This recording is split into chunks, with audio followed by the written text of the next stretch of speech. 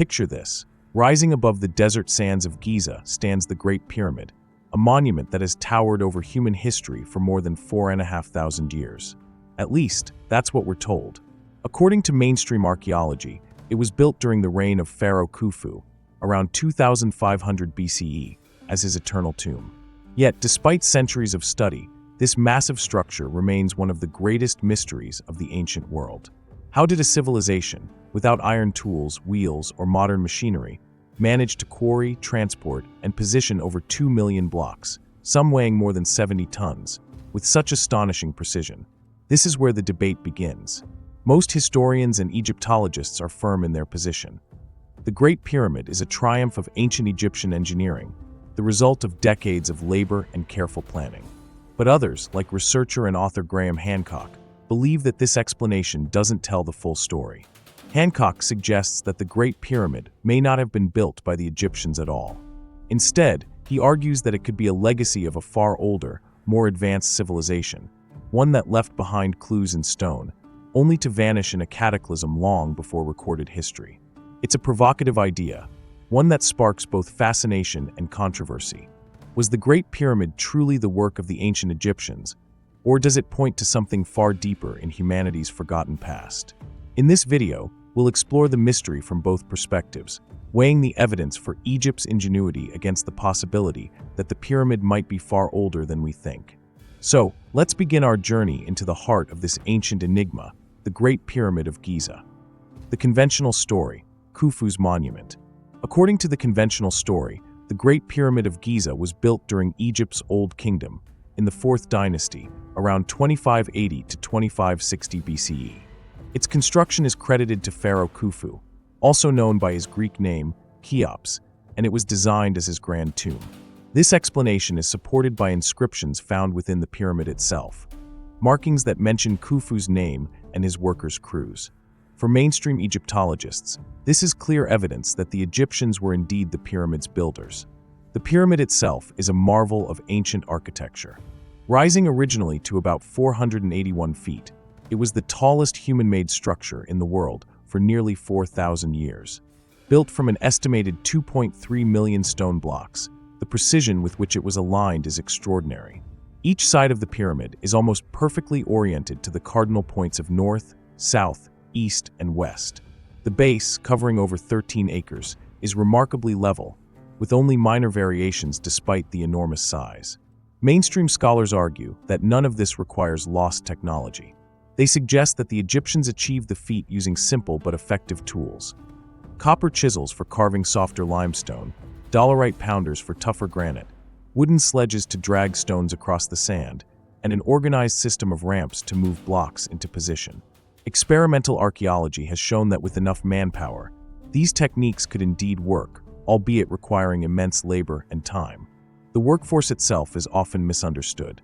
For centuries, popular belief held that the pyramids were built by slaves. But modern excavations tell a different story. Villages discovered near Giza reveal that the laborers were well-fed, housed, and organized into rotating teams.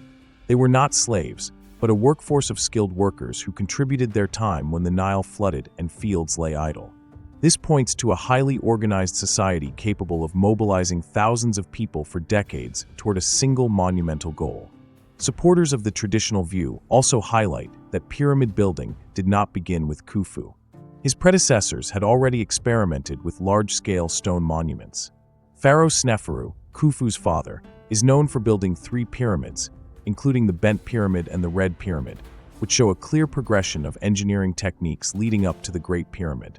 From this perspective, Khufu's monument was not a sudden miracle, but the culmination of generations of architectural trial and error.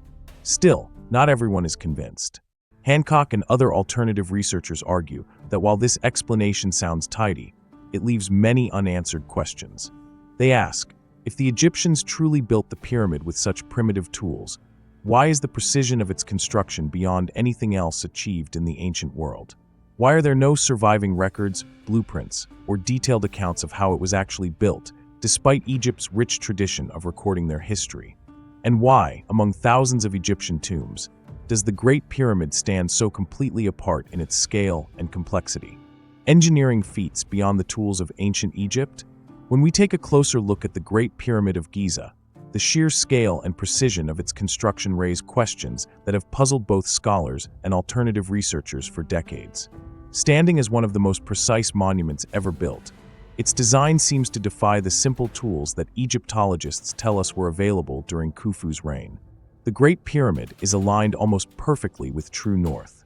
In fact, its deviation is so slight that it's closer to perfect alignment than most modern buildings constructed with GPS and laser technology.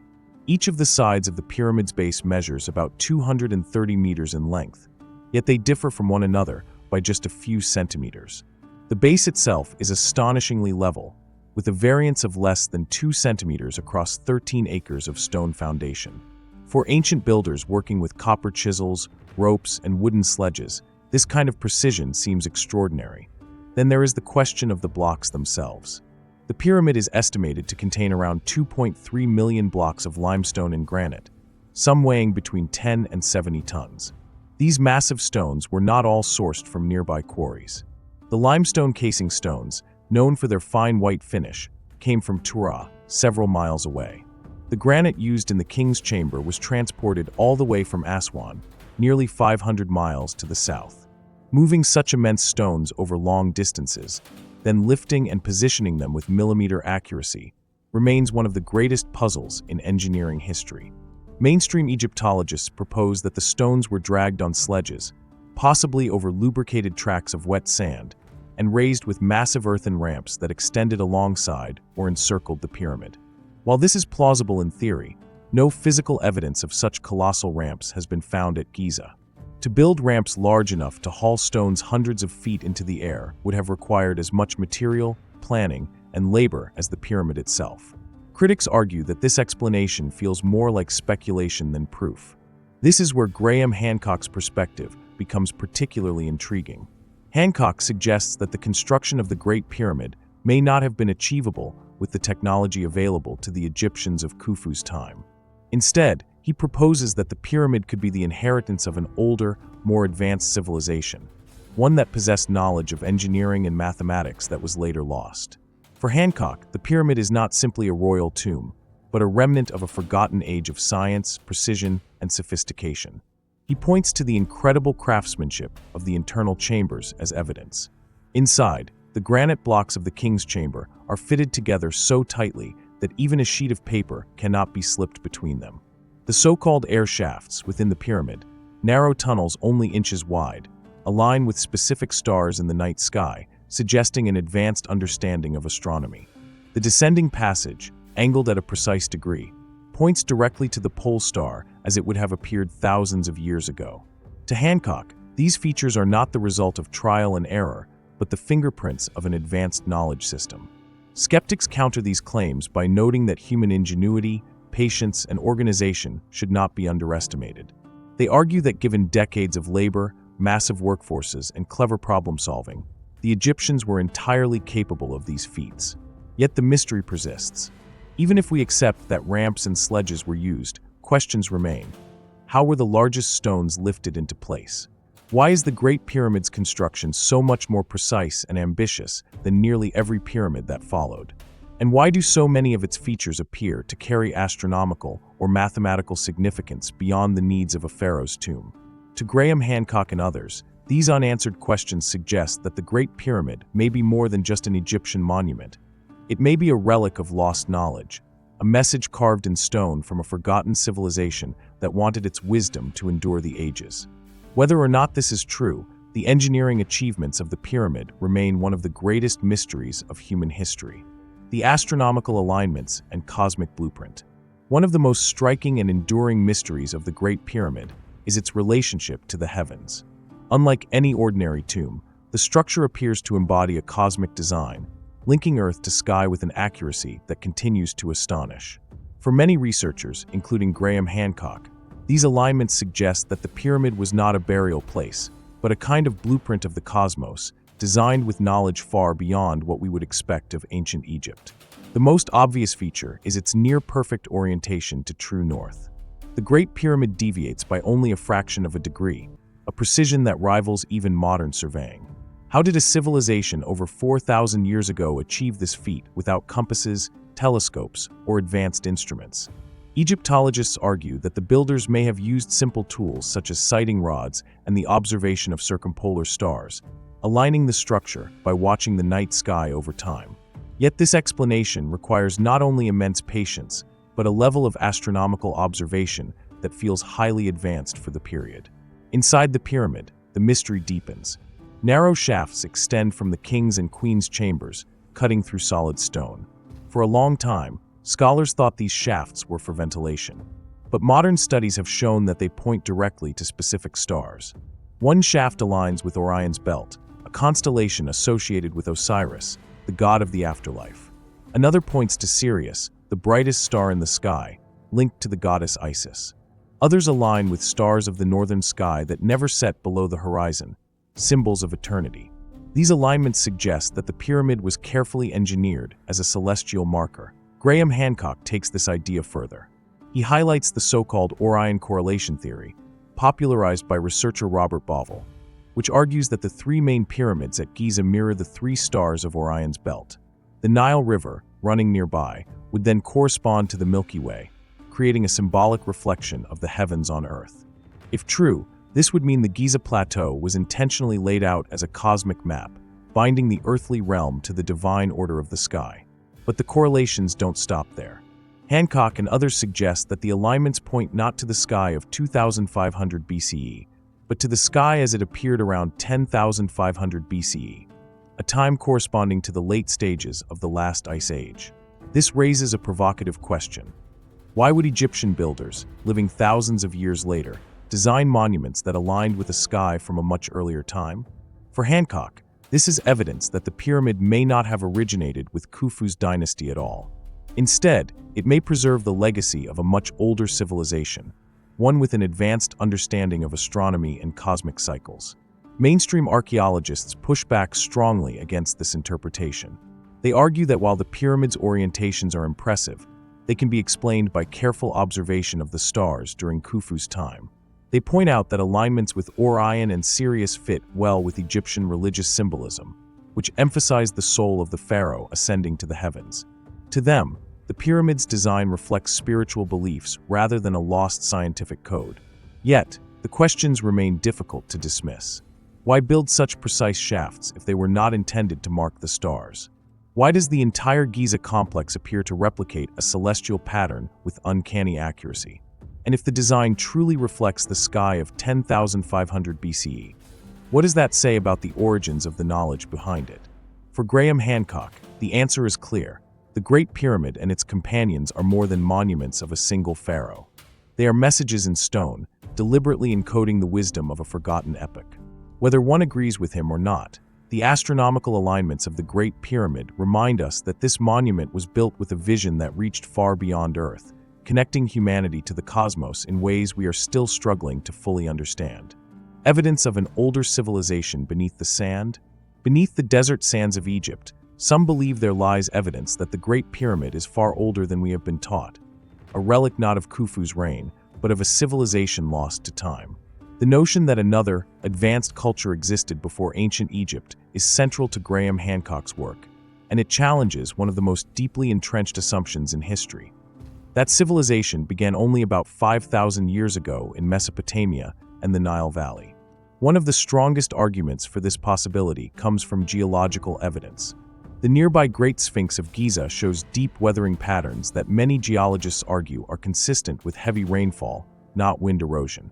Rainfall of this magnitude has not occurred in Egypt since the end of the last ice age, around 11,700 years ago.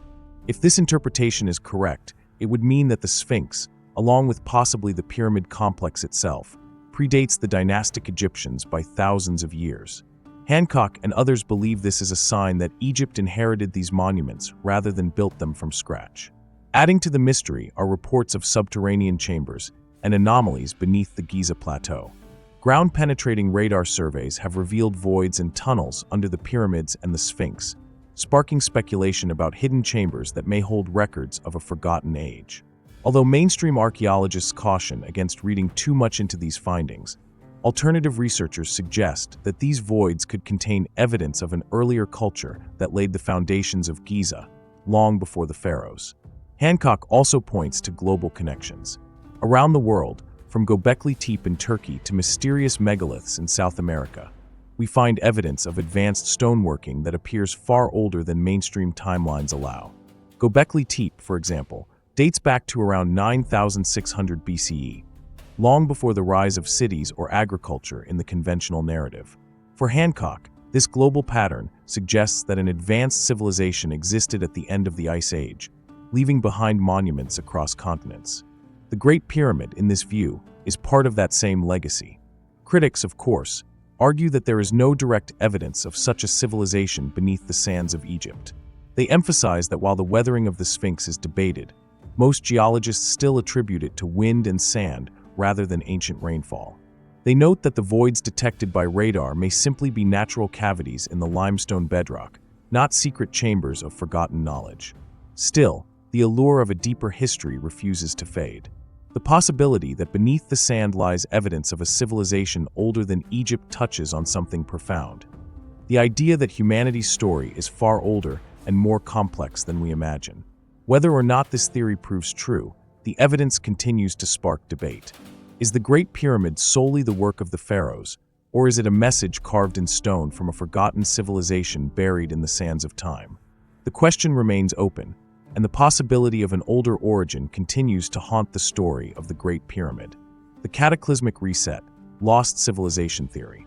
The idea of a lost civilization that predates Egypt, and perhaps gave rise to the Great Pyramid, cannot be separated from the concept of a cataclysmic reset in human history. This is a central theme in Graham Hancock's work.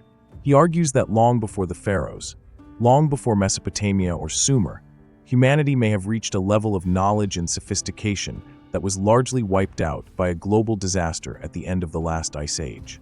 Around 12,900 to 11,700 years ago, the Earth experienced a sudden and dramatic shift in climate, an event scientists call the Younger Dryas.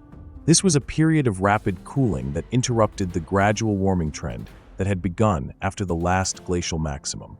For Hancock, and for many researchers who challenge the orthodox timeline of history, the Younger Dryas was no ordinary climate shift. He suggests it was triggered by a cataclysm, possibly the impact of fragments from a massive comet striking Earth. Such an event would have caused widespread flooding, firestorms, and dramatic sea level rise as glaciers rapidly melted. Evidence for this theory is found in what geologists call the Younger Dryas boundary layer, a thin band of soil around the world that contains unusual materials, nanodiamonds, microspherules, and other debris consistent with a cosmic impact. In North America, enormous flood features like the scablands of Washington state and giant outflow channels in the Midwest suggest cataclysmic meltwater floods on a scale modern humans have never witnessed. For Hancock, these are not just geological curiosities. They are the fingerprints of a disaster that erased an entire chapter of human civilization. If a global civilization did exist before this event, its cities and coastal settlements would have been devastated. Rising sea levels at the end of the Ice Age swallowed vast stretches of land that were once habitable. In fact, some estimates suggest that more than 10 million square miles of coastal territory disappeared beneath the oceans as the ice sheets melted. If humanity's earliest advanced societies were located along these now submerged coasts, their ruins would today lie hundreds of feet underwater, hidden from view. This is where the Great Pyramid becomes, for Hancock, a crucial piece of the puzzle. He believes that survivors of this lost civilization may have carried fragments of their knowledge to places like Egypt, Mesopotamia, and the Americas. In this sense, the pyramid is not an isolated achievement, but part of a broader inheritance, a deliberate attempt to preserve knowledge in stone, knowing that another catastrophe could strike. Its extraordinary durability, precise alignments, and monumental scale would ensure that it endured when other records perished. Mainstream scholars are deeply skeptical of this theory. They argue that while the Younger Dryas was indeed a real and dramatic climate event, there is no direct evidence that it destroyed an advanced civilization. According to Orthodox history, humans at that time were still hunter-gatherers, transitioning into early forms of agriculture. The idea of a global culture with advanced architecture and astronomy is, in their view, unsupported by the archaeological record. But Hancock counters that absence of evidence is not evidence of absence. The archaeological record, he points out, is fragmentary at best, and discoveries like Göbekli Tepe in Turkey, dating back to 9,600 BCE, show that humans at the end of the Ice Age were capable of monumental stone architecture thousands of years earlier than previously believed. If such a site could survive, how many others might still lie buried, either beneath the earth or beneath the seas? The cataclysmic reset theory forces us to ask difficult questions about the fragility of human history. How much knowledge has been lost to disaster? How many stories of our ancestors have been erased by rising seas or shifting climates? And could the Great Pyramid be one of the surviving markers of a civilization that once flourished before the dawn of Egypt? For Graham Hancock, the answer is yes. The pyramid is a legacy of survivors, a monument from a world destroyed, a reminder that humanity's past is not as simple as the textbooks claim. Whether or not this lost civilization truly existed, the theory resonates because it reminds us of a deeper truth, that human history is not a straight line of progress, but a fragile story that can be rewritten in an instant by the forces of nature. The Great Pyramid, in this light, becomes a beacon from the distant past, carrying whispers of a forgotten age through the sands of time. Graham Hancock's core beliefs on the builders. At the heart of Graham Hancock's work lies a radical rethinking of who built the Great Pyramid of Giza and why. Unlike mainstream Egyptologists, who firmly credit Pharaoh Khufu and the Old Kingdom Egyptians, Hancock believes the pyramid is the legacy of a civilization that predates Egypt by thousands of years. To understand his views on the builders, we must first step into his broader vision of human history. Hancock argues that history is not a straight line of steady progress, but a cycle punctuated by cataclysms. He suggests that around 12,000 years ago, at the end of the last ice age, an advanced global civilization thrived, with knowledge of astronomy, mathematics, and engineering that far surpassed what we usually attribute to early humans. This civilization, according to him, was destroyed by a sudden catastrophe, leaving only scattered survivors. These survivors carried fragments of their knowledge into the future, seeding the great cultures of antiquity, from Egypt and Mesopotamia to the Americas. In this framework, the Great Pyramid is not an isolated miracle of Egyptian ingenuity, but the most visible surviving artifact of that lost world. Hancock believes that its scale, precision, and astronomical significance cannot be fully explained by copper chisels, wooden sledges, and earthen ramps. To him, the pyramid reflects a design philosophy rooted in advanced scientific understanding. Central to Hancock's belief is the idea that the builders encoded knowledge into the structure itself. He points to the pyramid's proportions, which appear to reflect advanced mathematical constants. For example, the ratio of the pyramid's height to its base perimeter approximates 2 pi, suggesting that the builders understood the concept of the circle's relationship to its diameter. He also notes that the pyramid's dimensions correspond closely to measurements of the Earth, such as its polar radius. To Hancock, these are not coincidences but deliberate choices meant to preserve scientific knowledge in a form that would endure for millennia. Astronomy plays an equally important role in his theory. Hancock believes the Great Pyramid and the Giza complex were laid out to mirror the stars, especially Orion's belt and the Milky Way.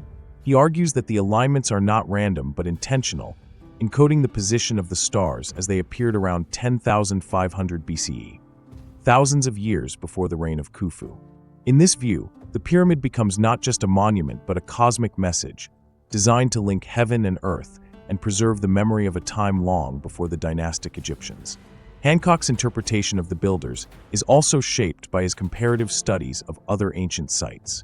He draws parallels between Giza and structures in South America, such as the megaliths of Pumapunku in Bolivia, which also feature massive stones cut with remarkable precision. He notes similarities with Göbekli Tepe in Turkey, where intricate stone monuments date back to 9,600 BCE. For him, these sites are all fingerprints of the same lost civilization, a global culture that left its mark in stone across continents. Critics argue that Hancock overstates his case. They contend that mathematical and astronomical codes in the pyramid can be explained as coincidences or as the result of later interpretations. They also emphasize the lack of direct evidence for a civilization before Egypt capable of such feats. But Hancock counters by saying the absence of direct evidence is exactly what we should expect from a culture largely erased by catastrophe and buried beneath rising seas. The Great Pyramid, in his eyes, is the crowning piece, the surviving masterpiece that points to a forgotten chapter of human history.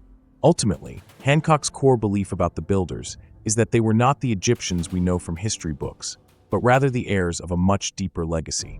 The Egyptians, he suggests, may have inherited the pyramid, repurposed it, or even attempted to mimic it in their own constructions. But the genius behind its design, the cosmic blueprint, the precision engineering, the mathematical and astronomical symbolism, belongs to a civilization that perished at the end of the Ice Age. For Hancock, the Great Pyramid is a message across time. It tells us that humanity has risen to great heights before, only to fall into ruin, and that our story is far older and far more complex than we imagine.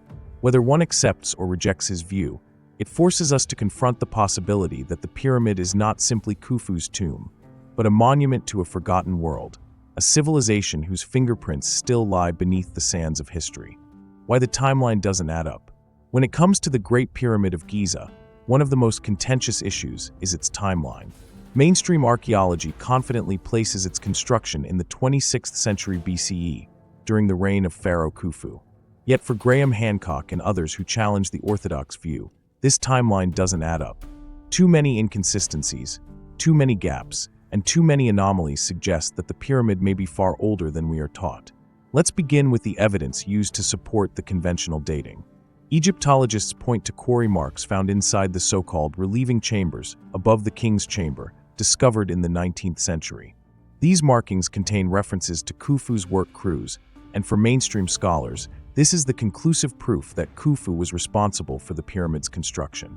But Hancock and others raise questions.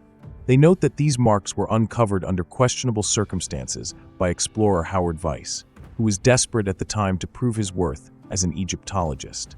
Some researchers argue that the markings could have been forged, either deliberately or through misinterpretation, to tie the pyramid to Khufu.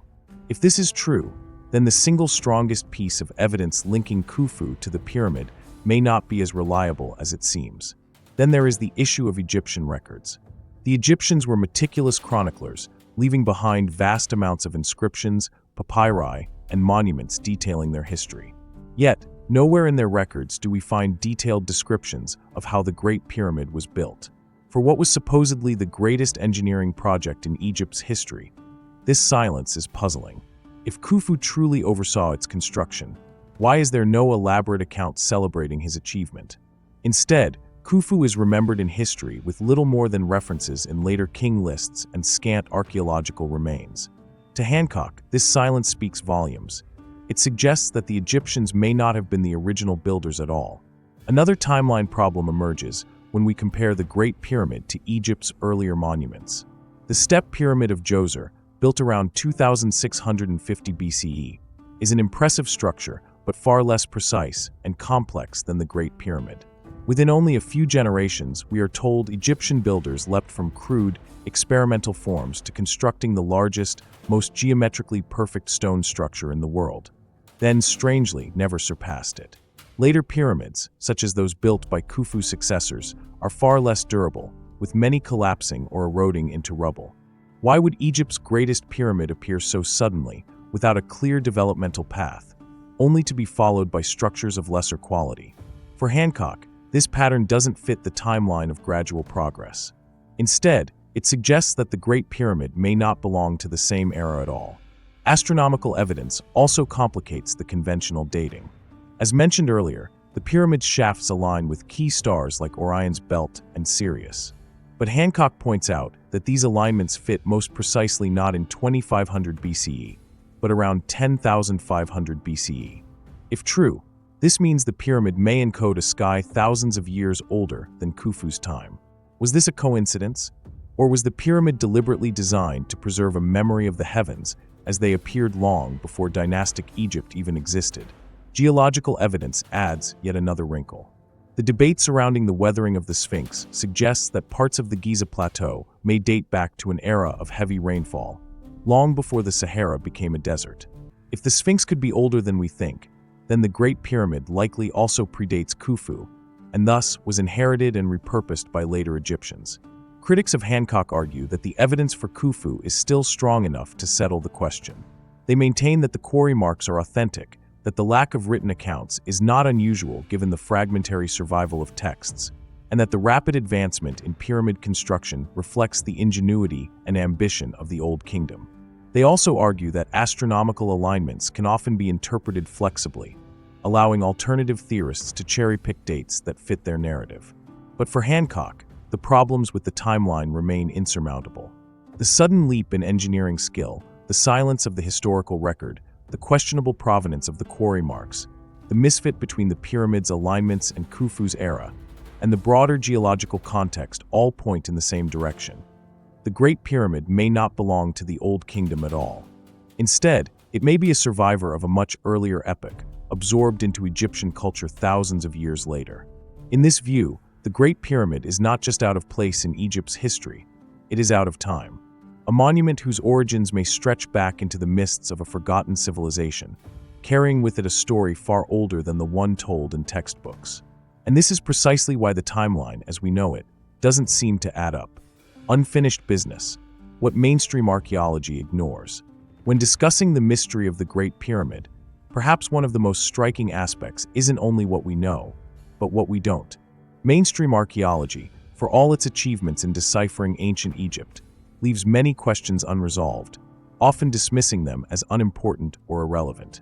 Yet to researchers like Graham Hancock, these unanswered puzzles are not trivial details. They are the very cracks in the orthodox narrative that hint at something much deeper. One of the first areas of unfinished business lies in the logistics of construction. Egyptologists confidently state that the Great Pyramid was built using copper chisels, wooden sledges, and sheer manpower. But how exactly was this done on the scale required? The pyramid contains over 2 million limestone blocks, many weighing several tons, with some interior granite blocks hauled from quarries in Aswan, over 500 miles away. The official narrative assumes that ramps, levers, and vast labor forces were enough, but no archaeological evidence of a ramp system large enough to accomplish this has ever been found. For Hancock and others, the absence of physical evidence for the construction methods described by mainstream scholars is an enormous gap that archaeology tends to gloss over. Equally puzzling is the question of precision. The Great Pyramid is not just a heap of stones. It is aligned with the cardinal points of the compass with uncanny accuracy, deviating by mere fractions of a degree. The base is level within an astonishing tolerance, and the internal passages are straight and geometrically exact.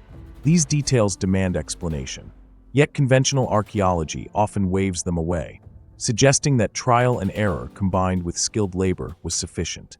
Hancock argues that this dismissive stance avoids confronting the sheer level of advanced engineering on display, engineering that seems out of place in 2500 BCE. Then there are the mysteries of purpose. Egyptologists maintain that the Great Pyramid was a tomb built to house the body of Pharaoh Khufu. But this claim is undermined by the lack of a single piece of direct evidence.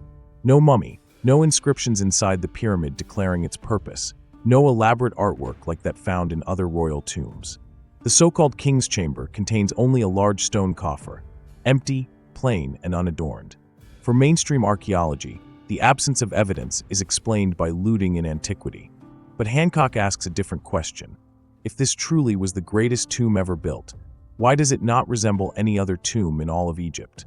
Why does it lack the inscriptions, hieroglyphs, and funerary texts that were standard for royal burials? Another area that mainstream archaeology rarely confronts is the global context. Hancock highlights striking parallels between the Great Pyramid and other megalithic structures worldwide. From the stone complexes of South America to the megaliths of Turkey's Göbekli Tepe, the similarities in style, engineering, and alignment hint at a shared or inherited knowledge. Yet archaeology typically treats these monuments as independent, isolated cultural developments.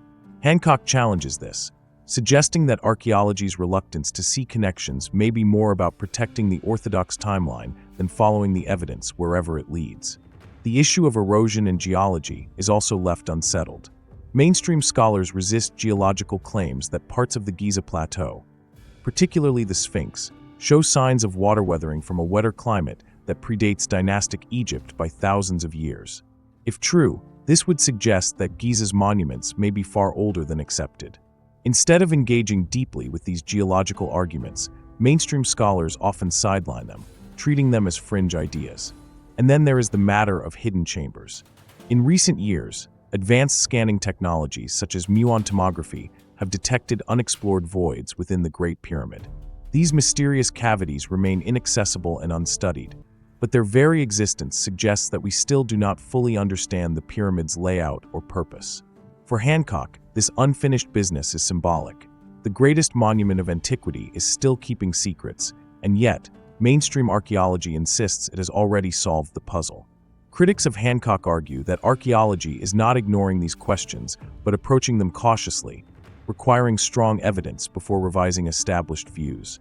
They say that speculation about hidden civilizations or advanced technologies goes beyond what the data supports. But Hancock counters that true science should embrace mystery and investigate anomalies, not brush them aside because they don't fit the accepted story. In the end, the unfinished business of the Great Pyramid reveals more than just gaps in knowledge. It exposes a clash of perspectives. To orthodox archaeology, the unanswered questions are minor details that will eventually be resolved within the current framework. To Hancock, they are the very signs that the framework itself is flawed, that we are missing an essential piece of humanity's past. And so, the pyramid stands as both an achievement and a challenge. Finished in stone, yet unfinished in understanding. A monument that mainstream archaeology claims to explain, but whose mysteries remain alive, beckoning us to look deeper and perhaps to reconsider everything we think we know. Conclusion: a legacy older than Egypt? As we come to the end of this journey through the mystery of the Great Pyramid, one thing becomes clear. The story of this ancient monument is far from settled. On one side, mainstream archaeology maintains that it is the crowning achievement of Pharaoh Khufu's reign, a tomb constructed through ingenuity, manpower, and perseverance some 4,500 years ago. On the other side, thinkers like Graham Hancock argue that this explanation leaves too many questions unanswered, too many anomalies brushed aside, and too much evidence pointing to a deeper, older legacy of human civilization. The Great Pyramid is not simply a pile of limestone blocks.